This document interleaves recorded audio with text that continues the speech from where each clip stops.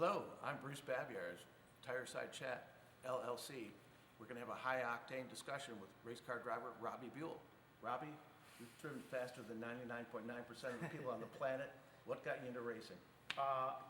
Pretty simple. When I was 9 years old, my dad took myself and my brothers to the Indianapolis Motor Speedway, and I just fell in love with the cars. The cars, the speed, the smell, the whole thing. So from a young age, that was all I wanted to do, was race cars. Tough business to figure out how to get into, but that was it. So after you did that, how did you start racing? Because I mean, you say, yeah, I love racing too. I go to the Formula One. I want to be a Formula One driver, but that's never going to happen. How did it happen for you? No, I had three brothers, so we grew up racing mini bikes and go-karts in our backyard and all that. But for me, my next step was, I was going to school in England for a semester, and I took all the travel money that my parents gave me, and I went and did a 7-day racing school, the Jim Russell at Snetterton, and I won that race. And then I did another race over there in Formula Fords, you know, your classic old 1600 Formula Ford, and won another race. And I came back here. I said, Dad, this is great. I'm going to go back to Europe, and I'm going to race full time and go to school part time. And I need some money. He's like, that's great. Where do you get the money? I'm like, I thought maybe you'd help me. Well, my racing career ended there for a couple of years, and I had to convince him to help me. You know, he wanted to make business sense of it. So then I ended up buying a car. He helped me buy my first car for $9,999. It was a Sports Renault Spec Racer, which still is a really big amateur series. And that was the first car that I had, and I started a race shop and prepped other guys' cars to generate revenue to go racing. Amazing. So given reaction times, do you have to start as a racer as a child? There's no other way to become a race car driver? There's definitely drivers that have started later in life and have been successful. But I think if you look at the trend right now, I mean, in the IndyCar world, in the NASCAR world, in Formula One world, these guys are starting at 18 years old, 17 years old, at the highest level of motorsports with that speed and responsibility. It's crazy, but that's where they're starting. And they all started in go-karts, you know, at age 3 or 4 on up. And a big part of that is their families in racing, or their dad or their mom likes racing, and that's what fueled it. So that's a big part of it, is it got to come up in your background a little bit. But I don't think if somebody later in life at, 20 years old says, hey, I want to start racing, doesn't mean you can't race. Doesn't mean you can't be successful, doesn't mean you can't be professional, but you're going to be up against some kids that started when they're 5 years old. You told me a story, Indianapolis Motor Speedway obviously has got a special place in your heart. You told me a story where you were there in a race and you crashed. You had two cars, your team was there, you crashed one car, and you were ready to qualify in the second car, and you blew your engine, and you didn't quit. So two cars out, how did you qualify and how did you finish that race? Well, there's different pieces to that story. So that was in 1999, and we had an Infinity motor. And that's when we practiced for 2 weeks leading up to the race. You had 2 weeks of practice, and then you had qualifying. Well, this was on Saturday of qualifying.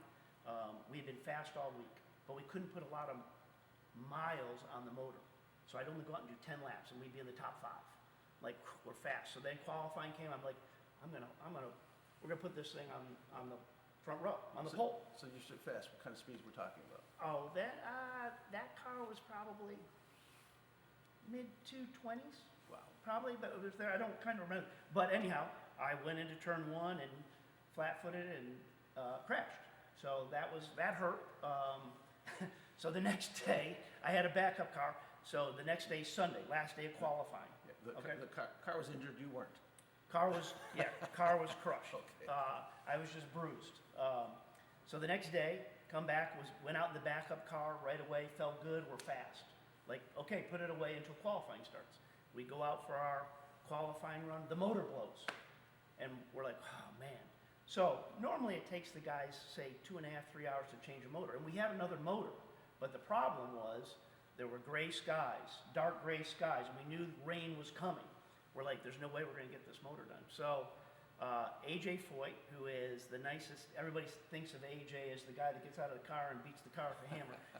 He's got a big heart, and we went over to AJ's garage, and I had a relationship with AJ and his team going prior to that, which is another story. But he's like, I got 2 cars here. Take either one. They've both been on track. So our guys switched everything over, and the big deal of that switchover, and I only did 6 laps in the car before qualifying, is I was on Firestones and his car was on Goodyears. That's like a professional golfer, you know, has his clubs and then loses his clubs, so he just goes and gets some rental clubs. It's a huge totally different thing. But I didn't have, this is the Indy 500, I didn't have time to get comfortable and learn it. I just had to trust what those guys were telling me about the car. And I remember I did 6 laps. We weren't quite fast enough. And AJ looked at me, he's like, what do you need? You need some adjustments? You need some wing? I'm like, nope. And I'm looking out of my eye and I can see the clouds coming. So he's like, you needed to go practice? I'm like, nope, let's put some tires on it and let's go. So we went out for our second qualifying run, and I was, if you watch it on ESPN, you have the plus minus of being in the race and be out of the race. And so I was just a little bit out on the last lap. So you do 4 laps, right? 16 turns. So on the last turn, 16 of your 4 laps, you know, you got 4 corners, 4 laps, 16 corners. On the last corner coming out of the front straightaway, I was in the positive. So that means I wasn't in the race. I had to go to the negative. So coming off that corner, went to the negative. I made the race. I think qualified 31st, and it started raining on my last lap as well. So that was, then the rain opened up, and that was the end of it, and that was driving forward. And that probably, you know, I think when I told you guys that story, that was without a doubt, you know, one of my best moments in racing, because you're just in the zone. I mean, you were committed. I was committed just to be in the Indy 500. There wasn't an option. So after that, my nickname from AJ, since I only did a total of 10 laps in the car, and then I finished for him 6th that year in that car, he's like, easy money, because we didn't put a lot of miles on the car. We had a good finish, and it was a good payday. So that as a driver, I look back at that, and I think of the commitment and what I was willing to do is a totally different person than I am today, right? I mean, you were in the zone. That's where you develop your never quit attitude. Yeah, I guess it's never quit, but it's even beyond that. You're just, you know, even watching the drivers today, people are like, do you wish you were still driving? I'm like, no, my driving days are over. Because when I watch at Indy and I watch them race and go into turn 1, the level of commitment to do what you do, what they do at those speeds and racing as hard as they do, is big. And that is not who I am today. You know, I had those days, and my feet are good, and everything else is good. Got my head run a couple times, but it is the ultimate.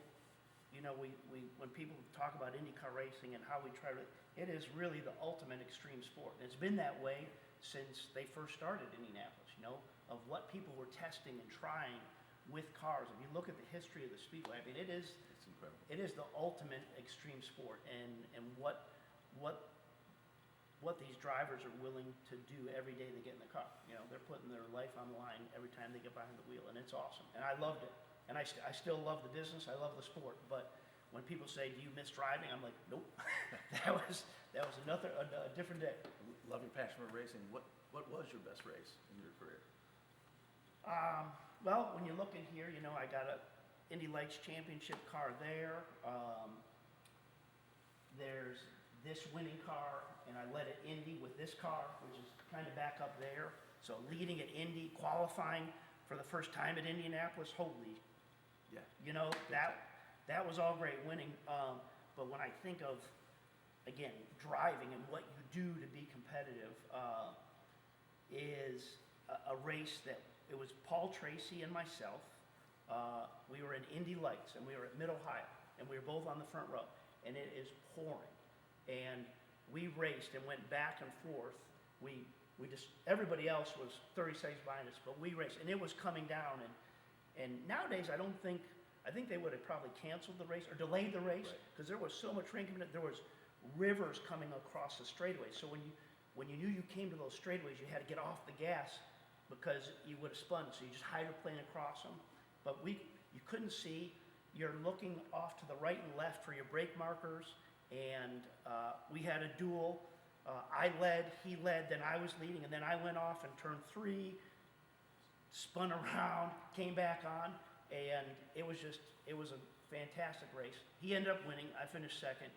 But again, what you do in the sport and how you challenge yourself to be better. Again, everybody also think, it's like, oh, racing, you must like speed. And the speed is one element, but it's about being the best on that day. And on that day, the elements and the track were horrible. So you had to search for grip. So you'd slide across, catch grip, and it was awesome. For anybody that's raced a car or driven a car in the rain, they totally get that of, not being able to see and doing what you do. Unbelievable. We're talking about speed, so you mentioned doing 220, mid-220s. They're not much faster in Indy or Formula One. Have we reached the peak of speed in automotive racing?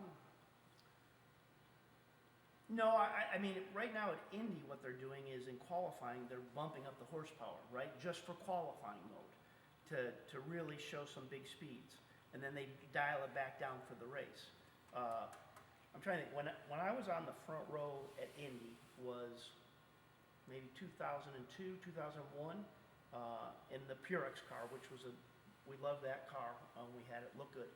And our speed was 231 and a half. So it really hasn't, it's jumped up a little bit. And even at that speed, you do a top speed of about 236 or 7. And you're flat-footed. You're not coming off the gas you're qualifying, again, 4 laps at Indy. And you just scrub through the corner, you probably lose, say, anywhere from 5 to 7 miles an hour, and then you go up. So it's still the same thing at Indy, and they are bumping up the speeds. But I don't think you're going to race. I don't think you'll see cars racing at 240 because once you get up over that 230 mark, 225 mark, that the way the air goes, things just happen faster and all that. So, they're always going to challenge it, but I don't think in our lifetime we're going to see any crazy racing speeds of 300 miles an hour. I mean, what the drag guys do is incredible, right? Yeah. When they are over 3 hours. I mean, the fact that For a quarter mile. that the tires can actually hook up and put that power to the pavement and launch the car to go that fast, it's awesome. It really is. It's amazing. So One probably the biggest changes in the cars is safety factors. Even since you were driving, there's been a major fatality or anything in recent years. So what do you attribute all the technology to that has been brought to the Indy and Formula One cars? From where I started. So I first raced in Indy Lights, so in the IndyCar world in 1990, and seeing how that technology and safety has changed, and that's really what's changed the most. Is again the cars still look fairly similar. Like I love my favorite Indy car is again when I first went to Indianapolis, and it was the STP Gurney Eagle. That's just an amazing car with a big big blower on the back. I mean, just a beautiful race car. And STP as a 10-year-old kid, if I could ever get a STP jacket or hat, that was gold. Right? That was it. But the safety technology has just been driven by, again, the series and drivers and all that. And the biggest safety component that I wish was in place when I started racing is they created these safer barriers. The safer barriers are metal, and they're around the walls of super speedways. So it's a metal barrier, but then it has foam behind it, so it has a crush to it. So I wish those were in place when I was racing, because then I probably wouldn't have had as many concussions as I did. So just that safety system alone, and that was driven by Tony George at the Indianapolis Motor Speedway. They were the ones that developed it. Now it's on every NASCAR track, every IndyCar track. Again, oval racing. When we race here on the streets of Detroit, no, you're not putting that in. That's for the hits that you're doing at 200 plus miles an hour up into the walls. So, obviously, Indy is a passion of yours. Are you a fan of all racing, NASCAR, Formula One? Yes. What's your favorite? Yeah. Well, I do love all racing, and I appreciate what goes into it, from the guys behind the scenes, the crew guys, the engineers, the teams, the sponsors. It takes money to put race cars on a racetrack. So I enjoy all aspects of the business. Did you say that Formula One's about a 10 factor cost over Indy? Yeah, probably at least. They're trying to control those costs, but I do. I love all racing.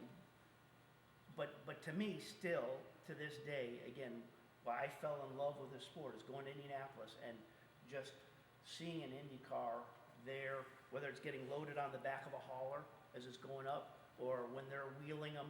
When you're over in the grandstands at Indianapolis and they are wheeling the cars out to the grid on race morning, and you're just looking at the cars, it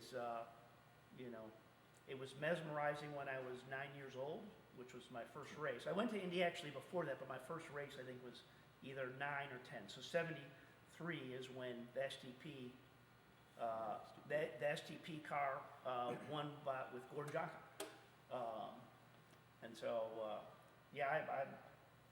I enjoy the sport, but I enjoy an Indy car just sitting statically. So what's the future of Indy racing? Is it going to be electric, internal combustion engines, hybrids, or something else? Well, the IndyCar guys have a hybrid, and NASCAR guys, there's an electric car there. There's Formula E that's been around for 10 years now, and who would ever thought that? I would have thought that would have gone away, but it's thriving, and they keep evolving those cars, and the batteries that are driving those motors keep getting more efficient, and the cars getting faster. But I've been to a couple of them. The first one I ever went to was 6 or 7 years ago at Mexico City, and I went with my brother, and it was fascinating to see the technology. And at that time, a pit stop, they would come in and they would change cars, because they didn't have a system to recharge the batteries, and the batteries didn't go backwards. So part of the game was how fast they could get in the pits and get from one car to the next and get out. So that was during that era of, now they have batteries that last a longer life in the Formula E series. It is strange, because when the cars are on track, you're not listening to a noise and say, "Oh, the car!" You run to the fence line. You don't do that. So it's really strange.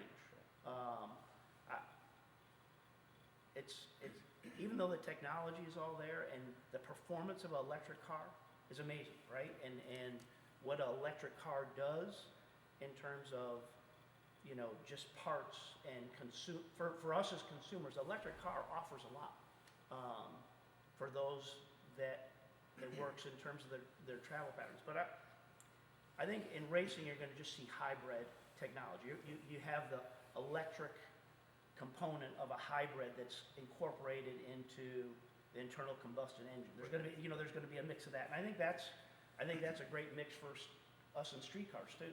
Is some combination of that as we go forward. They still both, electrification will keep making more inroads, I think, but it's still a long ways out before we see everything be electric. Yeah. We're not going to be around. You were talking about racing in the rain, which is challenging, and Ayrton Senna, who's noted for his rain races, and was just recently inducted in the Automotive Hall of Fame here in Detroit. And I think you were at that function, as was I. 4 million people from Brazil live streamed that. What do you attribute the passion of race fans to a driver like Ayrton Senna, who has been with us since 1994? Yeah, well, obviously the Brazilians, they love their motorsports, right? They like soccer, football, and their motorsports. Senna was absolutely my hero too. Kind of come up. When I first started racing in a Formula Ford when I was in the UK going to school, I went to racetracks. I'd go get on the trains, go to races. So I saw Ayrton Senna beat Martin Brundle for the Formula 3 championship. So I knew Senna before he even got to Formula 1. And then, so that was I think that was 84. And then 2 years later, he won here in Detroit in the John Player Special Car, which again, pretty cool car. You know, when we talk about SGP and then the John Player that's Special awesome. Formula One. So he had a brilliant feel for the car. His intensity was beyond. I mean, he was special, and so that drives it. But I think you talk to any other racer too, that they say, you know, and he had a special talent and drive and passion. I mean, I think every driver that does it, but he was exceptional. Absolutely. Obviously, you have a passion for cars. I have to ask you this. What was your first car and what was your favorite car? Of race cars? You tell me. Well, you know, a car that my first championship was in 1989, driving a Barber Saab car in the Skip Barber Pro Series, and I have great memories of that car because I was right on the borderline of whether I was going to be able to quit racing because I had come to an end, or kept going, and then all of a sudden I won a couple races, got some momentum, and so there's good memories of that car, and I have that car. I talked to Skip Barber and I said, is there any way that you and I could do a deal where I have this car? And that was my dad. My dad said, you know what? He said, if there's any way you could make that work, he said, you know, in 30 years, you'll be happy that you did that, because when you walk away from racing, you know, you got your helmet and your helmet bag, and the car's... So where's that car? That car is in northern Michigan. We have a big barn up there with some other things. I got some cars here, but that car's up there. It's in your personal collection. It's there. So that car is good. Street cars, I love everything. I love, you know, back here is a 1911 Model T, and that thing is amazing. It just purrs. It's fun to drive. You got open air. So I love that as much as driving the GT. That was the first SUV, right? Huh? The Model T was the first SUV. Yeah. So I like all cars, everything. But my first car as a young man, it was a Ford Capri that had a 4-cylinder turbocharged motor in it that was just it was horrible. But back then it was premium. But now it was cool. It made some noise, you know, the turbo spool, but really, all in all, it was crap compared to where we've evolved when we talk about turbocharging and performance of cars. So 10 years from now, what will we be driving, or will cars just be driving us? Well, just today, I heard here in Detroit that we have Waymo, which is the driverless ride share, Autonomous driving. is coming to Detroit. So I just heard that this morning. So that means there will be nobody driving behind the wheel. But no, I love driving, and I thought that I would, the driver assist stuff, the technology that's in cars today, and I have a hands-free in my Ford F-150, and I thought that I would never get used to it and like it, but I love it. When I'm on the highway, I spend a lot of time on the highway of going to races and what have you, and I love that. And it's an odd feeling when the wheel starts turning and you have one hand on it. I would have thought that I would have I wouldn't have trusted it, but now I like it. I can get my feet back. I can sit like this. I mean, you're still, you know, the systems they put in place, like our campaign against that we have with our teen driver is called Eyes Drive. So what these systems are doing, they're looking at your eyes, and if your eyes aren't on the road, it alerts you. So the technology of cars, of how it monitors it, is really good. I never thought I would go with it, but it's pretty cool. So you think driverless cars are the future? I think that's scary as get out for that to happen. But yes, it's coming. You know, like I said, Waymo's been doing it in the rideshare Waymos in San Fran, Phoenix, and so this is the first Midwestern city. Again, I just heard this on the radio this morning. This is the first Midwest city they're coming to. So people that I've talked to people that have been in the driverless cars, and they say it's great. So, Interesting. we'll see. Well, this is Tire Side Chat, so I have to ask you, what are your favorite tires and why? Oh, that's easy. For me, Firestones. Firestone. Family, heritage, and history? No, or- no. When I first started racing, which is in the, Indy Lights in 1990, that's when Firestone came back to IndyCar racing. So, I was fortunate enough to do some development with them, and they just made a great tire. And they were the tire, the premier tire through most of my career. And so obviously you get to know Sure. all the guys behind the scenes. You go to the factory, you see what they do, and just there's just a lot of good people and a good product. Again, that's at kind of the beginning of my IndyCar career. That's when Firestone was coming back to the sport. So that's a simple answer for me because of that. Awesome. Well, thank you so much for joining us on Tire Side Chat. I'd like to do another segment on team street skills. Would you That'd be be willing great. to do that? You bet. Robbie, thank you so much. Okay. Appreciate it. It's a nice thumbnail here for me, guys. Just give me like a nice smile into this lens.